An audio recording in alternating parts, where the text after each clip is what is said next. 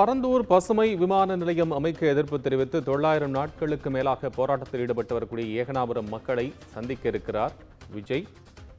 இன்னும் சற்று நேரத்தில் இந்த நிகழ்வு நடைபெற இருக்கிறது. அதுக்கான ஏற்பாடுகள் எல்லாம் பிரத்யேகமாக நடைபெற்று வந்த சூழ்நிலையில் போலீசார் அந்த பகுதியில் குவிக்கப்பட்டிருக்கிறார்கள். தற்போதைய சூழல் தாவேகாவினர் உள்ளே வருவதற்கு சற்று எதிர்ப்பு இருப்பதாக காவல்துறை தரப்பில் சொல்ல முடிவதை பார்க்க முடிகிறது. விவரங்களுடன் நமது தலைமை செய்தியாளர் சிவா அங்கிருந்து நமக்கு கூடுதல் தகவல்களை தர இணைகிறார். சிவா, இப்போ இருக்கக்கூடிய சூழல் என்ன? மக்கள்லாம் வந்துட்டாங்களா? 15 வாகனங்கள்லாம் சொல்லப்பட்டிருந்தது, அவர்கள்லாம் அழைத்து வரப்பட்டு விட்டாதா? ஏற்பாடுகள் இப்போ எப்படி இருக்கு? தாவேகாவினர் வருவதற்கு எதிர்ப்பு அப்படிங்கிற ஒரு தகவலும் வருது. விவரம் என்ன? கோபால், இந்த பரந்தூர் பசுமை விமானம் அமைப்பதற்கு கிட்டத்தட்ட 910வது நாள் இன்றைய போராட்டம் என்பது. இந்த போராட்டத்தை ஏற்கனவே கட்சி தொடங்குவதற்கு முன்பாகவே விவசாயிகளுக்கு தன்னுடைய ஆதரவு குரலை கொடுத்திருக்கக்கூடிய விஜய், கட்சி தொடங்கிய பிறகு, தமிழக வெற்றி கழகம் என்ற அந்த கட்சியை தொடங்கிய பிறகு முதல் முறையாக ஒரு போராட்டத்தில் பங்கேற்று இந்த போராட்டக்காரர்களை சந்திக்க இருப்பது இதுவே முதல் முறையாக பார்க்கப்படுகிறது. எனவே இங்க இருக்கக்கூடிய மக்கள், விவசாயிகள் என பலரையும் சந்திப்பதற்காக தமிழக வெற்றி கழகத்தினுடைய நடிகர், இந்த தமிழக வெற்றி கழகத்தினுடைய தலைவராகவும் இருக்கக்கூடிய அவர் இன்னும் சற்று நேரத்துல இந்த பரந்தூரில் இருக்கக்கூடிய வீனஸ் திருமண மஹால், இந்த திருமண மஹால் தான் அவருக்கு ஒதுக்கப்பட்டிருக்கக்கூடிய ஒரு இடம். இந்த பகுதிக்கு வருகை தர இருக்கிறார். அவருக்கு காவல்துறை தரப்பிலிருந்து கொடுக்கப்பட்டிருக்கக்கூடிய நேரமே 11:30 மணியிலிருந்து 12:30 மணிக்குள்ளாகவே அவருடைய வாகனம் உள்ளே வந்து வெளியே சென்றிருக்க வேண்டும். அதற்கு இடைப்பட்ட நேரத்தில் அவர் இங்க இருக்கக்கூடிய மக்களை, விவசாயிகளை சந்தித்து உரையாற்றலாம் என்பதற்கான ஒரு அனுமதி தான் வழங்கப்பட்டிருக்கிறது.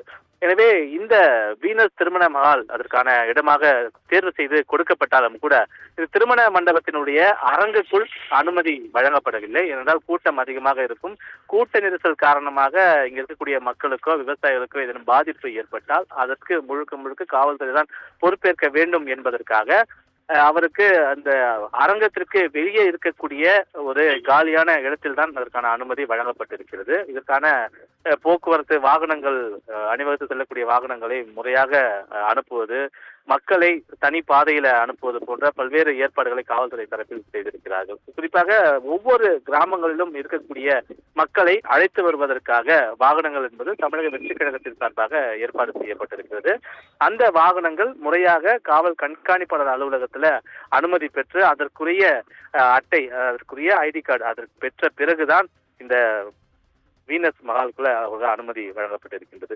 அது மட்டுமல்லாமல் முழுக்க இது விவசாயிகளையும் இந்த பரந்தூர் விமான நிலையத்துக்கு எதிர்ப்பு தெரிவிக்கக்கூடிய மக்களையும் பார்ப்பதற்கான ஒரு கூட்டமாகவே பார்க்கப்படக்கூடிய நிலையில தமிழக வெற்றி கழகத்தை சார்ந்த நிர்வாகிகள், பெருவாரியான நிர்வாகிகளுக்கு உள்ளே வருவதற்கான அனுமதி மறுக்கப்படுகிறது.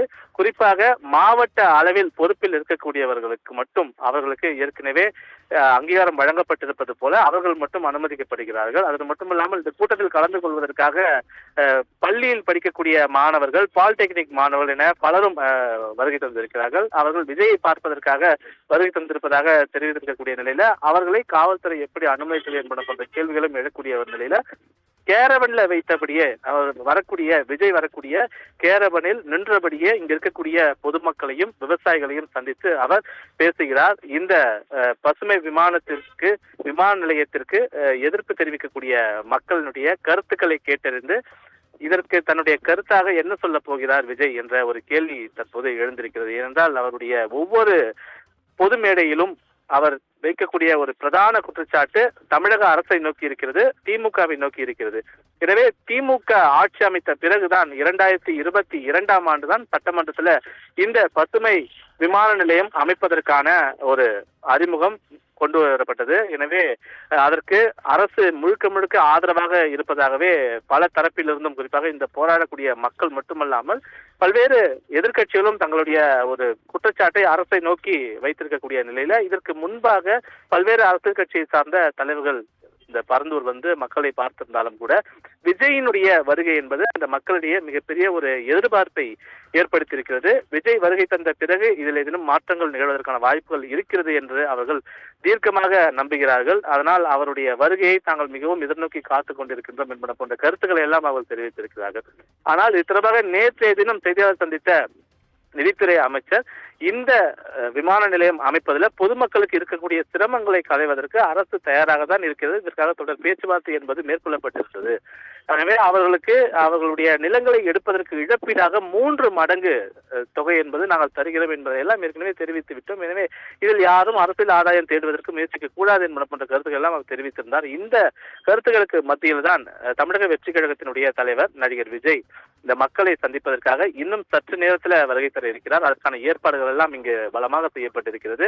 காவல்துறை சுமார் 1000 போலீசார் வரை இந்த பகுதி முழுமையாக பாதுகாப்பு பணியில் ஈடுபடுத்தப்பட்டிருக்கிறார்கள். தேவையற்ற வாகனங்கள் உள்ளே வருவதற்கு கட்டுப்பாடுகள் விதிக்கப்பட்டிருக்கின்றன.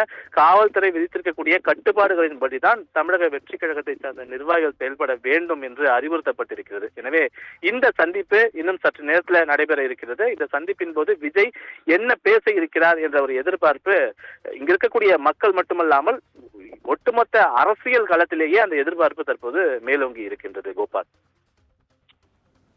சிவா, உங்கள் அண்மை விவரங்களுக்கு நன்றி.